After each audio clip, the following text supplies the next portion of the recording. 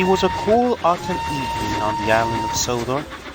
The engines had been working hard all day and were looking forward to a good night's rest at their sheds.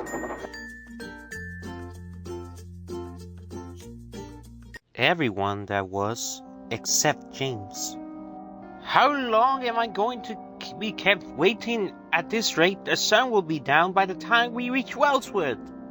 Don't worry, James. I'm sure we'll be back in no time at all. Just have a little patience. I hope so. I hear there's gonna be fog this evening. I shouldn't like to get lost in that's for sure.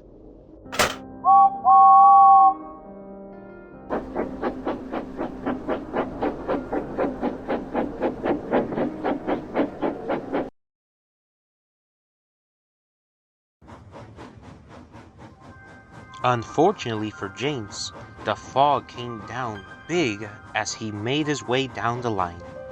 It was so thick that James's lamp had a hard time shining through it. Mr. Loud, I can't see a thing. Neither can I, James. But we'll have to carry on.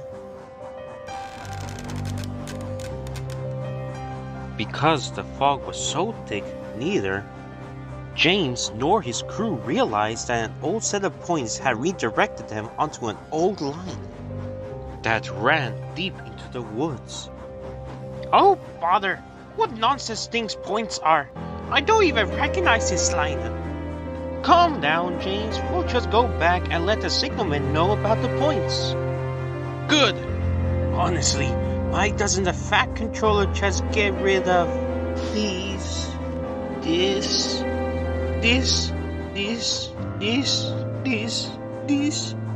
used? James? Is everything alright?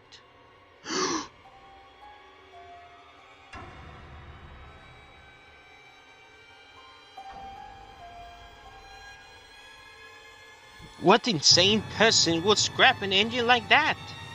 No idea. I don't want to find out.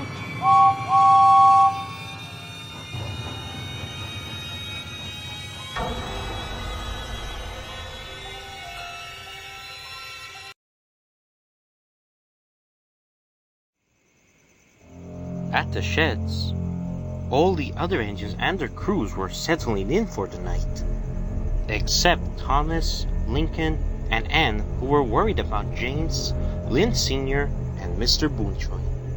Where's James and the others? I don't know. I wouldn't worry too much about it, Eutria. Well, there they are.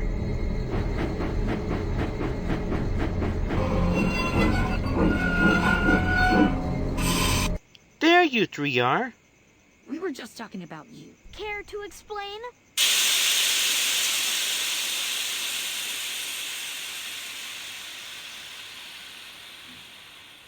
No way. They didn't say anything as James backed down onto his berth. They were unusually quiet and looked very pale. If I didn't know any better, Aw. we dare say that poor James and his crew had seen a ghost. What is it? That was so funny. We saw a scrap engine. That's it? I understand it is rather distressing to see those poor souls. Whoa. And never once have you looked this disturbed, Eutria. This one was different. What?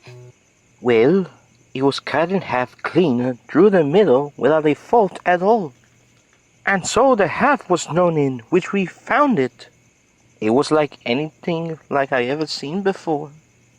All the other engines and their crews were disturbed by what James, Lynn Sr., and Mr. Boonchoy had said. Even Gordon, Laurie, and Bobby, who were now regretting teasing them. James, you and the others must have seen a victim of the half engine. What? Are you serious right now, Thomas? We are in no mood for your teasing tonight.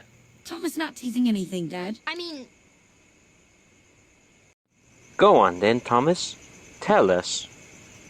Well, many years ago, before the Fat Controller's Railway was the Fat Controller's Railway, there were several engines that were brought in to help me to maintain the railway.